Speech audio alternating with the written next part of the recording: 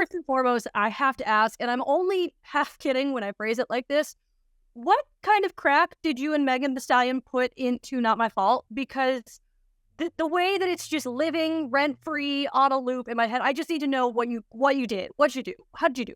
Thank you. That's very sweet. I mean, I had one day off on tour while I was in LA for the Oakland and then Los Angeles show.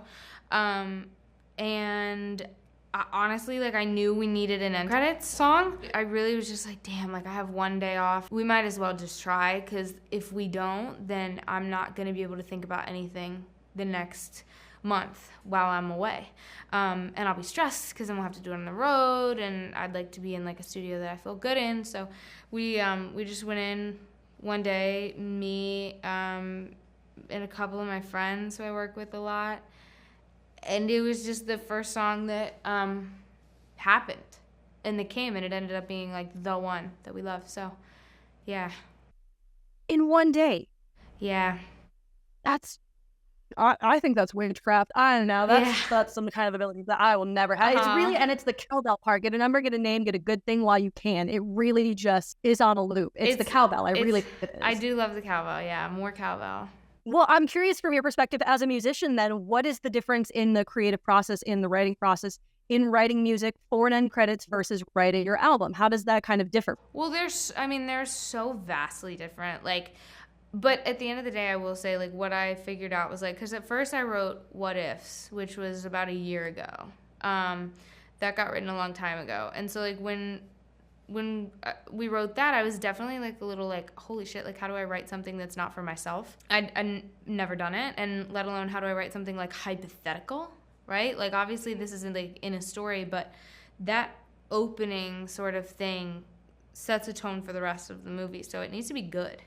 And it also needs to explain what's going on, and that, to me, was really important. When I write for myself, it's coming based off of my own experience, right? When I write for, like, What Ifs or something like that, it's narrative from somebody else's perspective. But then, like, with, like, Not My Fault, I was like, yeah, I'm kind of writing this for the movie, but also I'm just trying to write, like, a banger.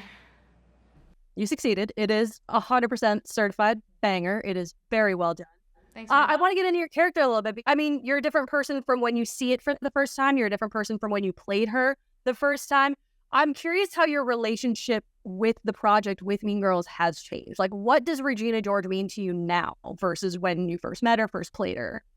Well, what's interesting is, I mean, it's become such a big part of my life. And I don't think I ever, like, imagined something would be, like, attached to me in such a way, and I would be so attached to something. I've always felt very, like, cradled by Mean Girls and very supported. And I also have always felt like I maintained my, like, identity and individuality throughout the process of the Broadway show, and now throughout the process of the movie of the Broadway show, essentially, which was always really important to me, and something that I was really worried about when I was younger, about, like, being an actor who really only wanted to be a singer. And now I'm like, oh, I enjoy acting, and I think it's something that I do, like, love in a way.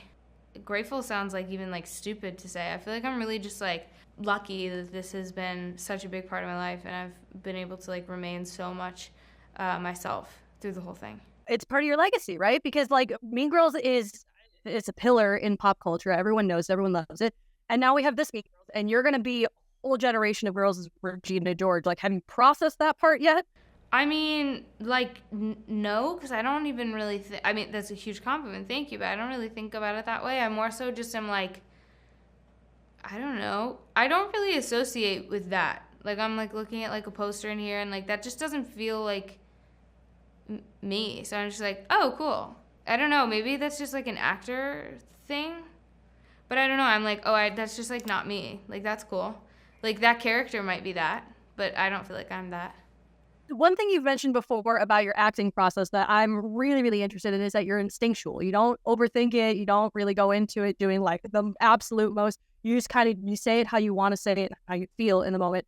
I would love to know if, with Mean Girls specifically, if there's a moment that, like, is in the film that you fully went on instinct and you watch it back and you're like, way to go, Reneé. Like that was a good instinct. Way to go, me. Well, I haven't watched the movie yet because I'm going to see it tomorrow with the premiere, and I don't love to watch my own like work like that. Like I have to sit in so many music video edits of myself that I've had enough of my face most of the time personally. You know, but I will say like I've been seeing a lot of like the trailer cuts and the things online, and I like am constantly surprised because I don't remember like any of it. Like apparently somewhere in the film I said like you're so obsessed with me, and I don't remember, like I genuinely don't remember doing that at all. And I was like, where did this come from? I was like, this is AI. And then there's like another thing that I saw maybe this morning or yesterday in like a new trailer that was like a little moment, and I was like, oh shit, she ate that up. But I don't remember doing it at all. But I mean, in a way, that's good, right? Because this could be totally fresh for you when you say you get to fully enjoy this film as a fan. I guess so. Or I get to just like criticize and pick apart everything I did, which is why I like to avoid it. That makes sense. I feel that 100%. I do that with all my interviews. I go back and I'm like, why? Why couldn't you speak human words? So like, I get it. I get where you're coming from. A silly one on this one, but curious nonetheless.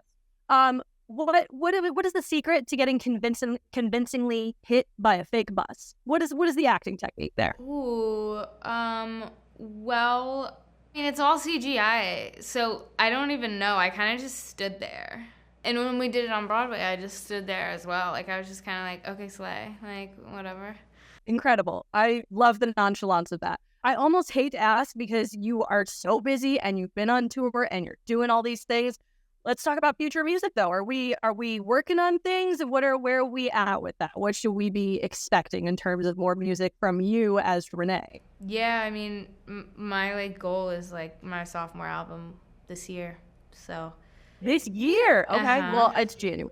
This time isn't real. I I'm just like we're so know. close. No, we're not. I know. But yeah, sophomore album this year. Just so much shit, which is awesome. I have a couple days off coming up, so I'm excited.